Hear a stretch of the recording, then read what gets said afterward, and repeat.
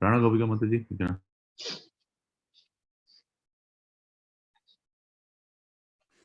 Hare Krishna Prabhuji, Dandot Pranams. So Prabhuji, actually for Vidyarambha, we pray to Lord Saraswati Devi, right? So in the Chaitanya Charitamrita, when I was reading text 94 lines here, at the age of there is a ceremony worshipping Lord Vishnu, and after that the teacher gives the child a long chalk pencil. So could you please explain, Prabhu, actually? Yes, generally not only Vidyanam, but any ceremony. You know, in Vaishnava, generally they worship only Lord Vishnu. They may have, you know, they may honor the devas, but the worship they offer is only to Lord Vishnu. So, say for example, you know, whenever ordinarily, you know, non-devotees, they have any auspicious beginning, they first worship Ganesh. But a Vaishnava may not worship Ganesh, he may worship Lord Narasimhadev for the protection. No. So, similarly, you know, ordinarily people may worship Lakshmi, the, what do you call it? Saraswati during Vidyarambha. But Vaishnavas generally worship Krishna or Vishnu, even at the time of Vidyarambha. Okay, thank you so much, Prabhuji. Prabhuji, can I ask one follow-up question on that? Sure. So, but is it not mentioned in Bhagavatam like Ganesha was given Agra Puja, like means first one, like when Vishnu also gives, or is it different from Vaishnava literature? Because in Ganesh, Shamantakopakhyanam is also mentions about Krishna like watching moon through while he's milking a cow. Or is it not in Vaishnava literature? Like I was just curious where Vaishnava literature deviates. You know, that is more or less Smartha principles, you know. Oh, I see. Okay. It is, you know, yes, I mean, the Vedic principles, you know, as much as we can follow, we should try to follow. So, I mean, the pastimes of the Lord or even the instances which are mentioned in the Purana is for the purpose of instruction. But that's what we were reading, right? Yesterday or today we were reading, today morning, Bhagavad Gita verse we were reading, right? That, yeah, today morning we only be reading, right? That one may not worship a demigod and may be called as discourteous, but one cannot avoid the worship of Vishnu without being thoroughly condemned. Na bhajanti avajananti sthana bhrashtat patantyada. A person does not worship Vishnu, even if he is worshipping properly, you know, as per rules and regulation of scriptures, different demigods, that person is thoroughly condemned. Whereas if a person is worshipping Vishnu or, you know, Krishna, and may not be worshipping different demigods, he may be called discourteous. You know, that he doesn't have courtesy to show respect or worship demigods, but he's not condemned. But a person who does not worship Krishna is condemned. Okay. Yeah, means I know some people worship Hayagriva and Vidyarambha, but yeah, maybe I don't know whether it is a Vaishnava tradition or not. Also, like there is another form, Vishwaksena and Ganesha, are they same or different, Prabhu? Maybe you can answer later also, like if many questions are there. This form of Vishnu. You see mostly South Indian temple, they have Vishwaksena deity, which is the 400 Vishnu form. Vishwaksena, like some temples I saw in a Ganesha form, Prabhu, is Vishwaksena is not with elephant head? No, Vishwaksena is not with the elephant head. It's a 400 Vishnu form. I've seen in many South Indian temples, you know, the Vishwaksena deity is there. So this Vishwaksena is Vishnu form. You know, like we read in Bhagavatam, right? Vishwaksena katha suya. No pada ratam gati shrama eva vikivatam.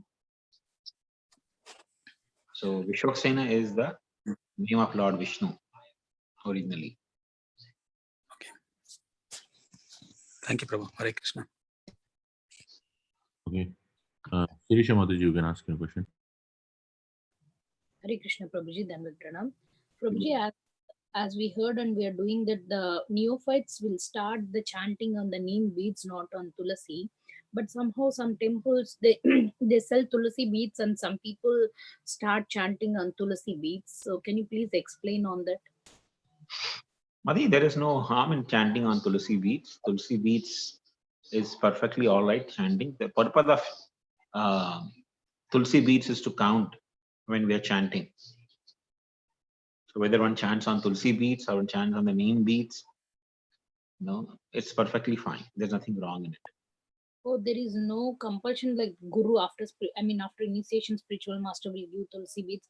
Before that, That is generally the trend, but it's not that one cannot chant on Tulsi beads before initiation.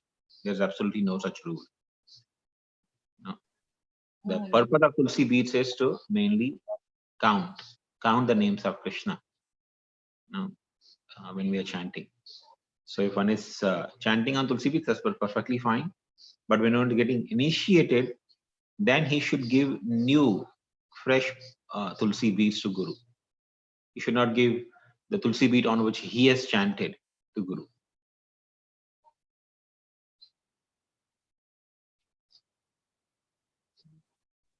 Thank you, Prabhuji. It was my doubt also as well. Thank you for clearing it. Yeah. What you said last sentence, the guru, the spiritual master will give the beads to the devotee, right? Yes. So generally, the trend now is mostly the disciples have to give their own beads to Guru. So if that is the case, then you should not give your beads on which you have already chanted. You should give the fresh new beads. Like some devotees want some bigger beads. Generally, Guru will offer smaller beads to everyone. But in case the person is wanting a bigger bead, then he may give it to Guru. That bead should be fresh beads. It should be new beads. It should not be the beads on which one has chanted already. Thank you, Prabhu. Thank you for the explanation. Prabhu, in Chowpatty, they're very particular about it, right, Prabhu? That they don't give you before initiation. Usually ask you to do in neem beads. And Nothing like that. The only thing is, I think the Tulsi bead is a little costlier than neem beads. Neem beads you can get it for practically now also 15 or 20 rupees. But Tulsi bead you get a few hundred rupees. oh, is that the reason? That is one of the common reasons people generally don't buy Tulsi beads for chanting before initiation. Oh, wow. I never knew that, Prabhu, because I was told that Maharaj will give you during your initiation. So almost like 2098, I started chanting. 2008 for 10 years, I chanted on neem beads. So I remember I thought, no, I should not chant on Tulsi beads till I was initiated. Yeah. Nice to know, Prabhu. The purpose of beads is mainly to count. So whether you chant on Tulsi beads or neem beads, no problem.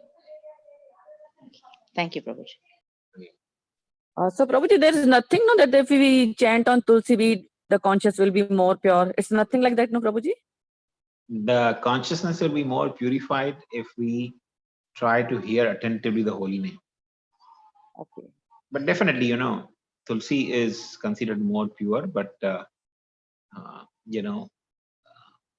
let's don't go into the this becomes like a smartha principle, oh, Tulsi is more pure, so that will be, I'll be more purified. Nothing like that. The purpose of chanting the holy name is purely to satisfy Krishna. Krishna's and Srimati Radharani, they become very happy when they see a living entity chanting the holy names of Krishna. So let's try to focus on hearing the holy name more attentively, rather than whether we have Tulsi or neem beads. That is all secondary. Thank you, Prabhuji. Thank you, Prabhuji.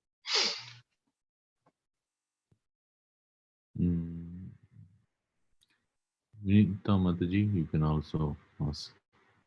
Okay, thank you, Prabhuji. Hare Krishna, Prabhuji. Prabhuji, Lakshman is Anant Shesha himself. Then how he was tied by Nagapasha? That's a pastime of the Lord. So Nagapasha is is the weapon which was you know, given by, I think, Lord Shiva to Indrajit. So therefore, just in order to respect the weapon of Lord Shiva, both Ram and Lakshman agreed to be bound by that. Now just imagine, Lord Ramchandra is the master of Garuda. So Garuda can defeat that weapon, right? Garuda came and released Ram and Lakshman from that grip of that Nagapash. But Lord Ramchandra and Lakshman cannot release themselves. No, that's just a pastime. Okay. Just to glorify it. Just to glorify, you know, or Shiva to and enact to the pastime, you know, giving opportunity Garuda to engage in the service of the Lord, and also to, you know, respect the weapon given by Lord Shiva. thank you, Prabhuji. Okay. Ananda Baldev Prabhu, you can ask your question. Hare Krishna, Prabhuji. So, the first month of Chaturmas, we refrain from green leaf vegetables. What kind of green leaf vegetables, Prabhuji? Is it spinach or It's mainly something? spinach. It's mainly spinach. Mainly spinach. Achha. Okay. And Prabhuji, it's also Chaturmasa start on Ekadashi or on the Purnima day? You Because know, I see both the things. technically it starts from you know, the next day of Purnima. Strictly speaking, the Chaturmasa begins from the next day of Purnima. So Saturday is Purnima. Sunday technically it begins. Okay. Sometime you'll see in the Vaishnava calendar there's mention only in Purnima, but actually the Chaturmasya begins from Pratipad. You know, the Pratipad is considered the first day of the month. Right. Yeah. Sure. Like Prabhuji, thank you. in month of Kartik, we begin celebrating from you know, Ashwin Purnima. On the day of Purnima, we start, you know, celebrating Kartik month. But the actual Kartik month begins from the next day of Kartik Purnima, or the Ashwin Purnima, sorry. That is called Sharadi Rasyatra. Rasyatra is, Sharadi Rasyatra is on the day of Ashwin Purnima.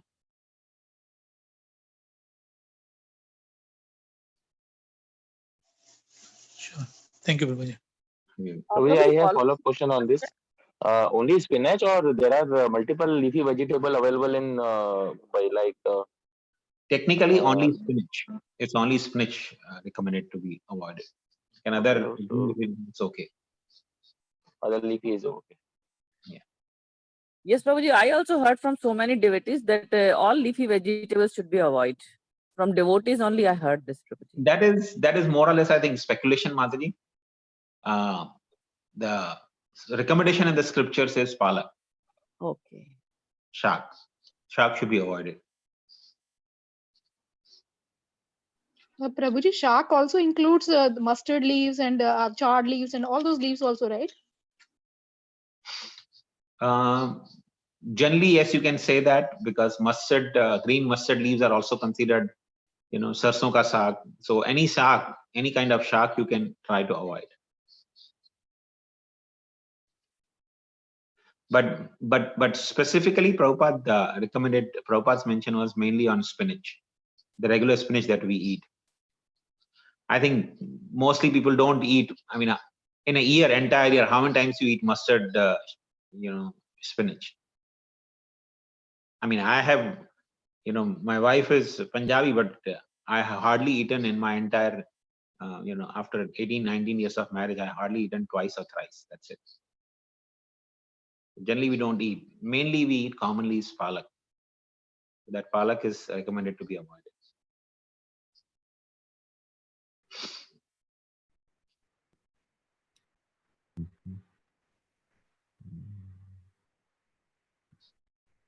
So we should not eat palak in that Chaturmas. Only palak we should avoid. That's all. First month of Chaturmasya. Chaturmas. Okay. So that's beginning from this Sunday. Okay. Apart from food restrictions, is there anything else additional we have to be following during this period? The primary thing is, therefore there are more recommendations also. But primarily, the whole focus should be to increase our sadhana, to maybe chant more or read more or hear more Krishna Katha. So that's the whole idea. Whenever you hear, any descriptions of any vrata in our Vaishnava tradition, the whole idea is to focus more on hearing and chanting Krishna's glories. Everything else is actually just to support that.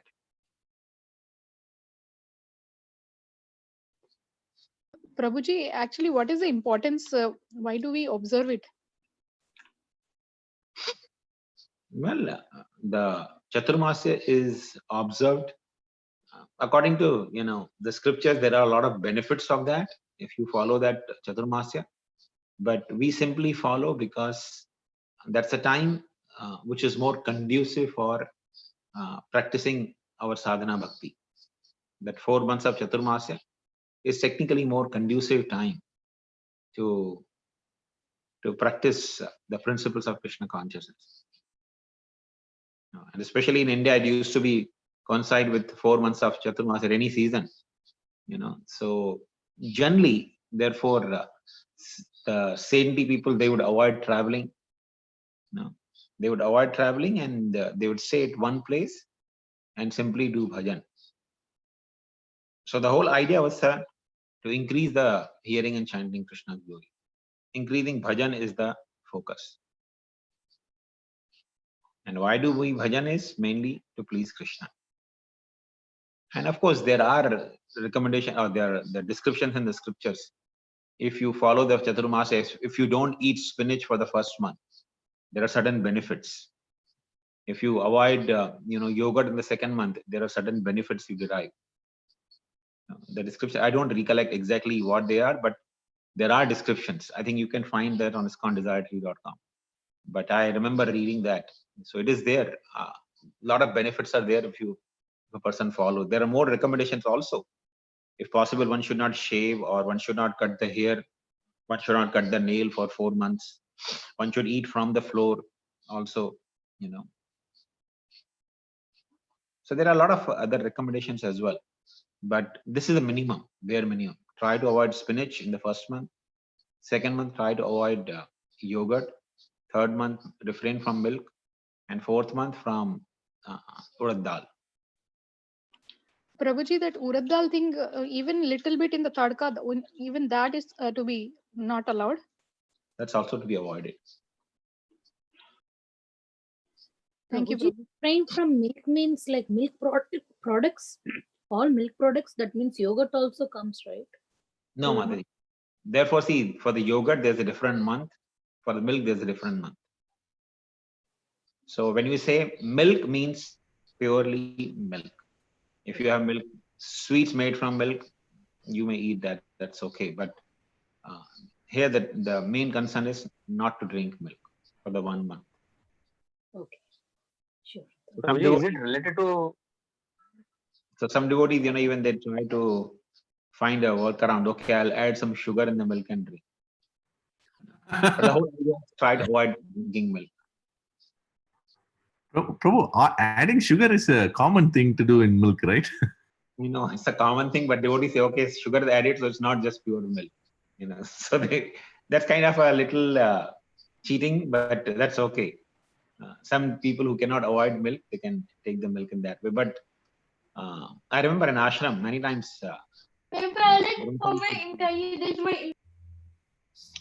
Prabhuji, why these four things only are exempted during these months, Prabhu?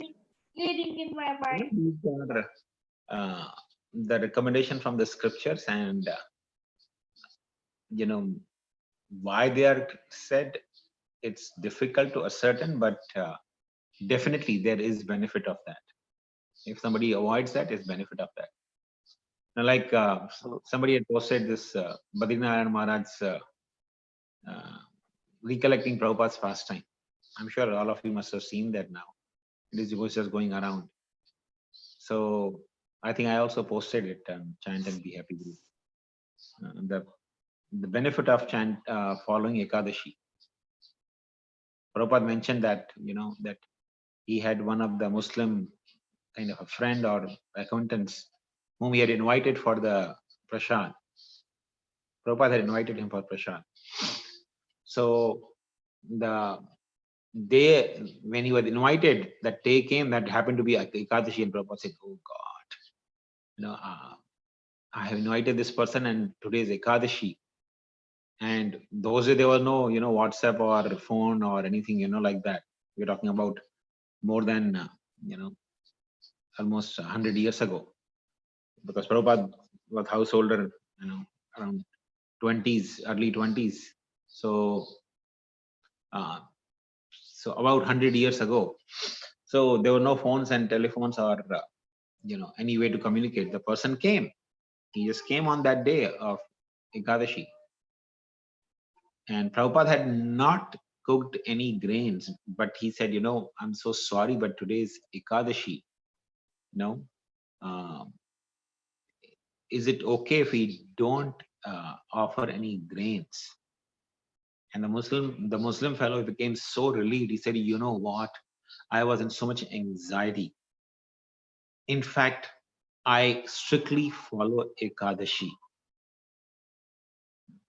So Prabhupada became a little surprised. He said, oh, you follow Ekadashi? But you are Muslim. How do you follow Ekadashi? And why do you follow Ekadashi? So this Muslim fellow actually told Prabhupada that one time he was going in the forest and he heard, the laughing. Some laughing noise was coming. So he went in the direction, he saw some ghost. They were there in the forest in some section, and they were laughing. So he asked them, why you are laughing? He said, tomorrow this man, this rich merchant is going to come this way, on the horse, and his horse will stumble and he will fall and he will hit the rock and he will die. And because he will die in the accident, he will become one of the ghosts, one of our beings. So we'll have one more addition in our family, kind of thing. So this Muslim fellow, actually as a human being, he was feeling compassion. So he wanted to inform this, so he went, he didn't know which man was supposed to be coming this way. So he went to the forest. He saw the other side, the person was coming on the horse. So he wanted to go and tell him, but before he could reach, the horse stumbled and the person fell, and he fell on the rock and he died. So he couldn't save him. But then he saw the ghost actually started crying, weeping and crying. So he went to them and said, why you are crying? Don't you see that exactly what happened? What you mentioned has happened? They said, no, actually what we wanted that he should become ghost and one of our beings. But that didn't happen because this person, he was, he had fight with his wife today. And since morning, because he had fight, he did not eat anything. And today happened to be the day of Ekadashi because he unknowingly followed Ekadashi. Therefore, he did not become ghost. So he said, from that day, I had been strictly following Ekadashi. So this was the experience a Muslim person had. So there are a lot of recommendations like this in the scriptures, but benefits are there. Why? By following that recommendation, you will get the benefit. That is something, I think Krishna can determine, because Krishna is the one who has set these rules and regulations and the benefits coming from there. But I never came across why such rules have been set for Chaturmasya. But Is there somewhere, any health benefit towards this? Like not eating milk on that month is certainly increasing vata of your body. Definitely, there's a health benefit for not eating those things in those 4 months. But we don't recommend people for the health benefits. our purpose of following the Chaturmasya or Ekadashi or any other vrata is mainly, prime reason is to satisfy Krishna.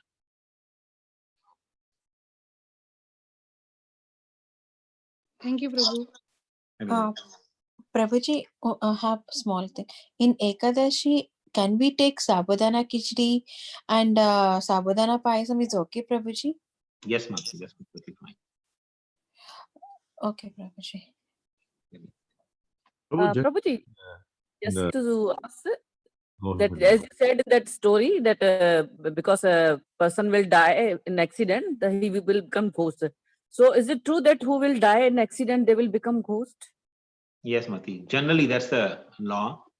If a person dies in accident, he should become a ghost. So it is not his destination. Sorry? It is not his destination. He died because of his karma, like that. It's not.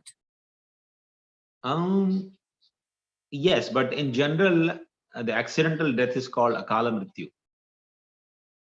The person was not destined to die in that way, but he died in that way. So therefore, it's referred as the akala mrityu. And if somebody dies in akala mrityu, in some accident, whether it's planned accident by himself or he actually dies by an accident, the planned accident will be called suicide. But whether it's accident or suicide, in either cases, the person is supposed to become a ghost. Okay. So even in pandemic, people are dying. People are also akal mrityu, Prabhuji. No, pandemic is a different thing because it's not really an accident. It's a disease. The person dying out of disease. No. So diseases or a pandemic is a different, collective reaction. Prabhupada generally mentioned because of the mass animal killing, there are pandemics and wars. Wars and pandemics happen mainly because of the persons or people who need to have the collective reaction. So say, for example, people who are working in slaughterhouse, they're collectively doing killing of so many people. So they deserve the similar way of killing to be done to them. So generally the war happens, in a war, wholesale people die. Thousands of people die together simultaneously. Similarly, in the pandemic, thousands of people die together. So they attain similar reaction. So generally people who deserve similar reaction, they become subjected to some natural calamities. Like in tsunami, so many people died together, right? So many people drowned and died together. So that's a collective reaction. People deserve the similar reaction. Therefore, they are brought together and the nature delivers them the reaction.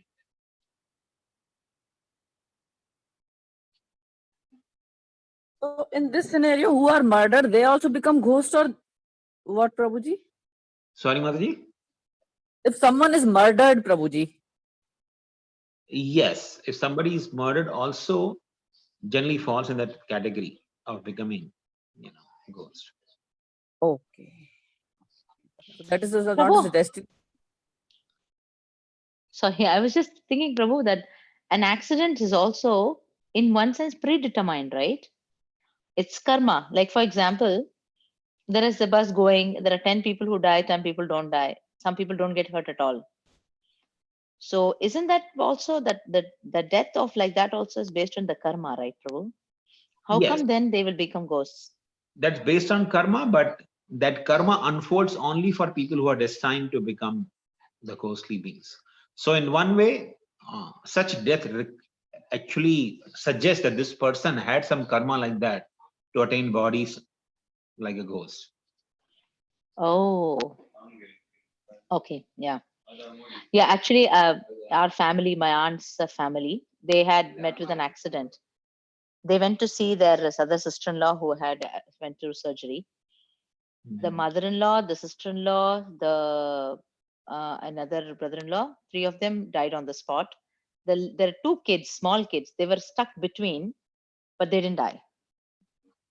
I mean, nothing happened to them, not even a scratch. And of course, they both are older now, and one became a doctor, and the other one is an engineer and married and all. But whenever I think about that, I was just thinking that, in the same car they were there, but those two kids didn't get hurt.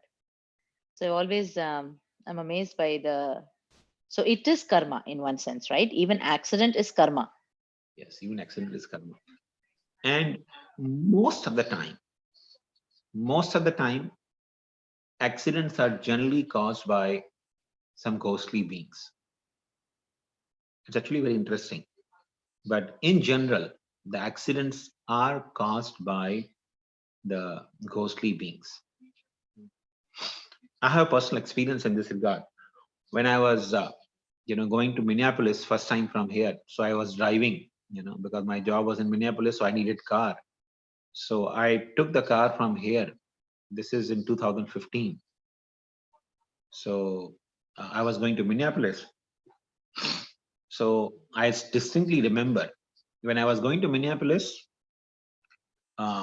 here, Nevada, when I entered into Nevada and driving through Nevada, I was seeing that was a hot summer day. It was month of June. So it was a hot summer day, and on the highway, both the sides are deserts, So I was seeing a lot of small whirlwinds. The huge column of whirlwind, which is going in the high in the sky. And there are quite a few such whirlwinds I saw, both the sides of the road. So they were far, they were very far, And all of a sudden I felt my car was actually lifted a little bit from the road. It was just jerking. So I thought there's no, nothing around here. What happened all of a sudden? Then I looked in the back mirror and I saw one of the whirlwind was right in the middle of the road behind the car. And as I drove off little, because Kirtan was, whenever I'm driving, I always have loud Kirtan going on. So Kirtan was going on and I went little ahead. It was practically as if it gave me chills, but I could see that the whirlwind was practically laughing. I could feel the laughter of the whirlwind. So generally, whenever accidents happen, it's because of some such beings only. Prabhuji, ghostly beings, they reside maybe around 1 or 2 kilometers above the earth, right? So, I mean, they can come on the earth. They can come on the earth. Okay. Yeah, now I'm more afraid of the flights. Well, yeah, it is there, but Probably even in Prabhupada Lilamrita, it comes where Prabhupada was staying in the garden of, I think, the beetles, one of the beetles. And then there he saw ghosts, and then he said that there are a lot of ghosts in there. And, then the devotees were afraid. He said, that's okay, you just chant, they'll run away from there. He said that I saw the ghosts there. There are a lot of ghosts. Yes. Prabhuji, I have one question. If the accident happened, the person died. So is that person the ghost has any powers that he can give sufferings to that man who did accident? I didn't get your question, Madhi. Sorry, I don't know how to ask. If one person did an accident and the other person died in that accident, it's an accident, road accident by driving. So if that person became ghost, does he do any harm? Who was killed by the person who driving, right? So is there anything like that? Does the ghost have powers like that? It could be, but it really depends on, it's very intricate subject matter. It depends on the karma of the individuals. If the person happened to be the person because of whom the accident happened to be, some Devagana, then it's very difficult for the ghostly beings to harm them in a psychological way. They can harm them only in the health way, that their health can be spoiled, especially through disturbing the vata in their body. You know, other day we were discussing like one should not get up in between the meals. I mean, that I learned right from my childhood also. I learned that. My mother was very particular that you don't get up in between while having the meals. You know? And later on, when I was, you know, reading the scriptures, and I came across that there are actually pastimes given in the scriptures that, you know, one rich merchant, he got up in between the meal just to see, because he was heard crying on the roadside. So he went to see what is happening, who's crying. When he came back and sat down to have his meal, and after he had meal, he immediately died. These are the instances I read in some of the Puranas. So the Puranas actually say when one is sitting and eating, one should not get up, because the food is immediately possessed. When you leave the remnants are the ghostly beings are entitled for that food. It becomes their official food when you leave the remnants. No. So when you come and sit down and eat again, you are practically taking their remnants. So when you take their remnants, then your constitution becomes naturally weak. You become more susceptible by being harmed by them. So if somebody Devagana cannot see or cannot be actually psychologically harmed by the ghostly beings, but then such beings, they disturb the bodily airs of people in the Devagana category, and thus such people will have, the people who are actually Devagana, if they consistently do this kind of practice, you know, they get up in between the meals before finishing their meal and they continue eating the meal, then they will have lot of water related diseases, lot of water related problems.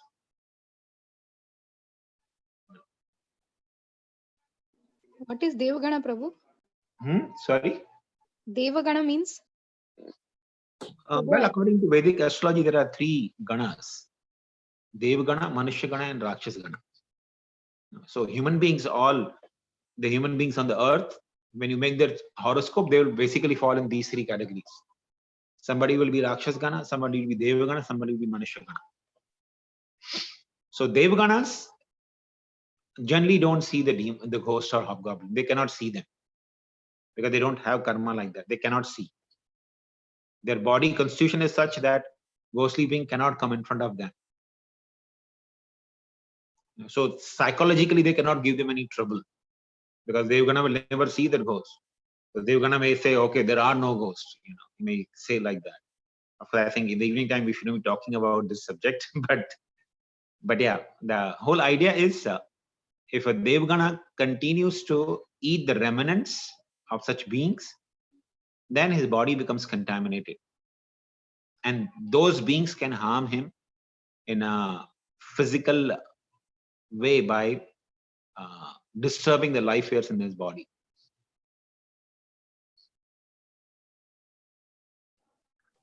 Ghosts continue to have Devagana, Rakshasagana, and Manushagana, Prabhu? The ghosts can definitely be seen and haunt the Rakshasaganas, but Manushagana, they may or may not. So if Manushagana is leaning more towards Devagana lifestyle, you know, practicing Krishna consciousness, living pure life, then they cannot harm them as well. But if a Manushagana is living more impure life, leaning towards Rakshasagana lifestyle, then yes, they can haunt them as well. They can harm them as well. So they don't get any mukti, Prabhuji, for the ghost? I mean, how they go back to Godhead, Prabhuji? They also have their karma.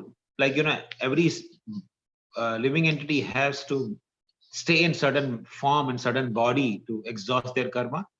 So people, those who go in those species, they also have to exhaust their karma in that species of life. And when their karma is over, they are promoted to different life. Prabhuji, I have read in Gita stories for children. It is there, Gita Mahatmya, where even half a verse of Bhagavad Gita has helped in liberating these ghosts and all. So, so if you are reading Bhagavad Gita regularly and ghosts are around, so they will get liberation, right, Prabhu? So they will not trouble you. Is it okay? That is definitely there. Reading Gita or Bhagavatam or even chanting, simply chanting Hare Krishna Mahamantra will benefit them, no doubt. But the very fact that you are surrounded by them is not a good sign. That means your home or environment where you are living in is a more conducive place for such beings to live, which is not at all a good sign. Usually, if there is a proper aarti for the Lord every day, it is called Mangal Aarti. So such kind of all inauspicious things, they will not stay there, right, Prabhu? It really depends on certain factors. Yes, in general, when you are doing aarti and all at home, blowing gong shell and offering ghee lamp to the Lord, generally such living beings cannot stay there. Generally. But remember one thing, there are certain atmosphere which makes the place conducive. So when you're doing aarti, they may not come. Okay, but when you don't do aarti, when you are just sleeping or casually sitting or eating, they can come if the atmosphere is conducive for that. So some of the things which are conducive for such atmosphere is, suppose you build a home in a cremation ground or land which was used previously as a cremation ground, and then you happen to build the home in that place. You have given a permanent residence to them in your home. Even if you have a temple in your home, you may not be very much, too much affected by them, but they are there around you. And they keep bringing the energy down. I mean, I've seen one such community in Sacramento. There's a whole apartment complex, big apartment complex. The moment I enter in that complex, some devotees used to live there before, but the moment I enter in that complex, I feel suffocation there. I mean, I could never understand why I'm feeling so uncomfortable in this place. So when the devotee moved out of that place, he told me that almost, before this community was built, that whole area, that land was actually cremation ground, where they used to bury the Christians.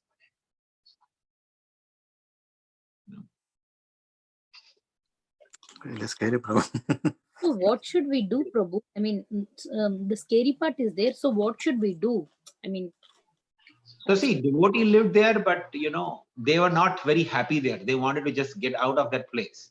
Always they were hankering to get out of that place. And when they asked me about the Vastu, I said, this place, you should get out of this.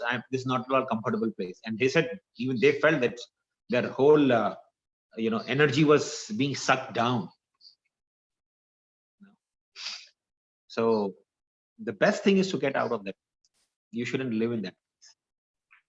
So for that reason only, we see with the Vastu and do all the homam and everything, no, Prabhuji? Yes, that's right. so even Prabhuji, before going to a new home, usually some people ask what about the previous people, whether they die, what happened to the previous ones. So if someone dies in that home and next time they are buying, it's not good to go. If the people died a natural death there, there's no problem there. But if the person died some accidental death there, then it's very scary. One shouldn't go into that home. If somebody commits suicide, right, in a particular apartment, you don't want to go to that home. Definitely don't want to go to that home. Not even the community, right? Sorry? Not even the community? Ideally, I'll say yes, but community is still different. If it's a single family home community, then it's a different thing. That home will be more, affected.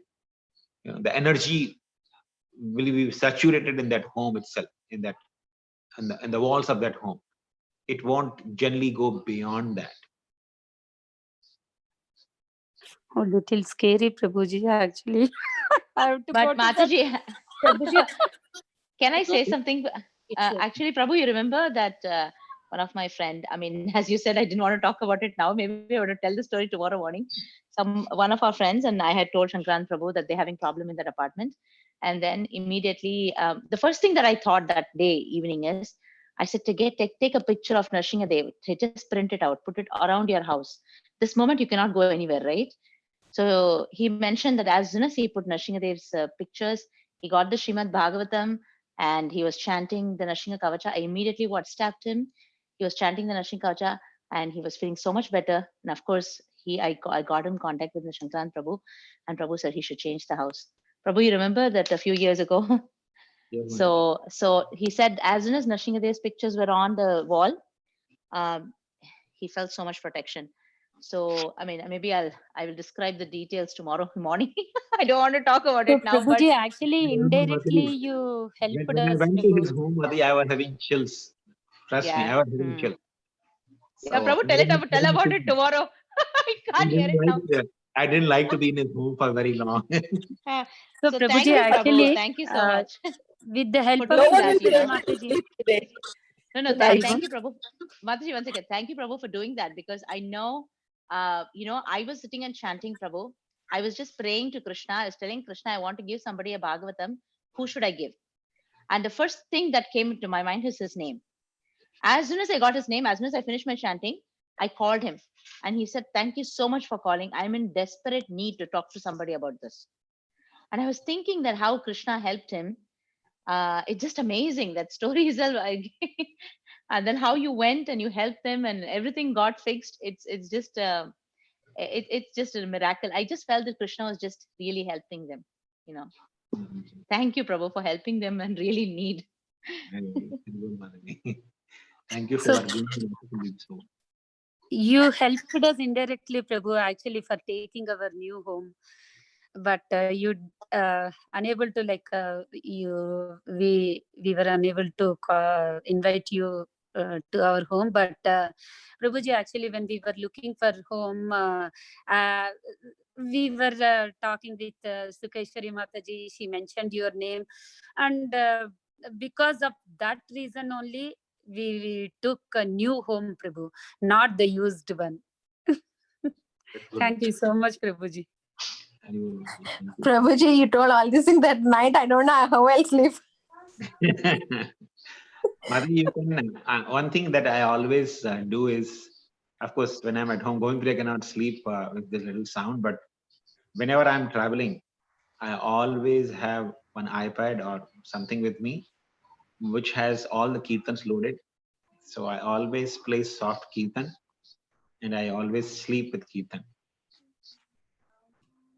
We chant Narasimha prayers, Prabhu. As soon as we get into the car, we chant Narasimha and pray to Krishna, then start, Prabhu.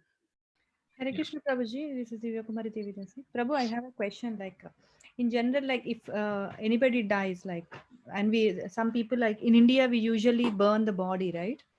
Yeah. But here they cremate, right, Prabhu? So is there any difference in the liberation, like the soul liberation in that? Well, there are differences in one way. It is said actually in the Ramayana. I remember reading Ramayana. It says if a demon means a person who is, envious of Vishnu or Krishna. If he's buried after death, or if he's buried after the death, his body is buried after the death, then such a person attains heavenly planets. He goes to heaven. So therefore, you see Muslims and Christians, they generally have the tradition because they are haters of Vishnu. They generally don't, especially people, Christians and generally, you'd say Christians and Muslims, they bury the dead bodies, right? And most of them, not all, but most of them, they hate Vishnu. They don't like to hear the name of Vishnu or Krishna. So therefore, they have that tradition, to bury, because they attain better destination. They go to Swarga. That is the description in Ramayana. Similarly, in our Hindu tradition, if a person's body is burned, no, he attains definitely a better destination. If the body is cremated, the person attains better destination. The very fact that the body is cremated means the person has someone in the family who believes in samskaras, who will offer him Shraddha, who will offer him Tilanjali every year or every Amavasya. And then by performing his Anteshti, by performing the last rites of the person, they make the soul detach and prevent the soul from becoming the ghost. If the body is not, cremated properly, then the soul continues to linger or have attachment to the body with the expectation that I can again enter into the body.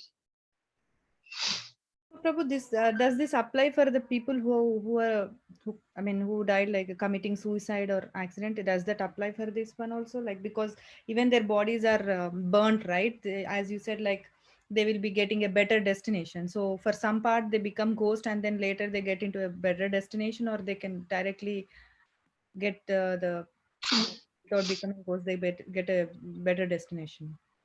In general, the principle is, such people, they do have to stay in the ghostly form for some time. But if a person happened to be the Vaishnava or devotee of Vishnu, then the karma is completely different. Then Krishna personally intervenes. That becomes a little different situation. No, thank you, Prabhu. Thank you so much. Really. There is one reference in Chaitanya Charitamrita, right, Prabhu? One devotee committing suicide. Yes, but that is one of the references, but that was, of course, the intimate associate of Lord Chaitanya. Okay, so Lord Chaitanya was performing pastime through Shodha Haridas to instruct his all the future devotees in the Gaudiya Vaishnavism. So Lord Chaitanya was actually setting an example, a very high standard, where especially a sannyasi should not, be loose in the character or loose in the morals.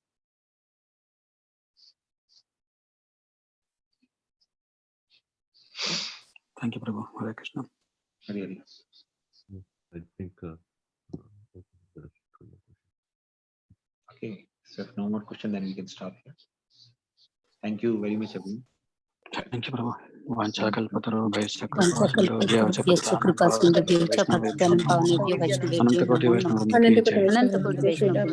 Thank you very much, Prabhu. Hare Krishna. Hare Krishna.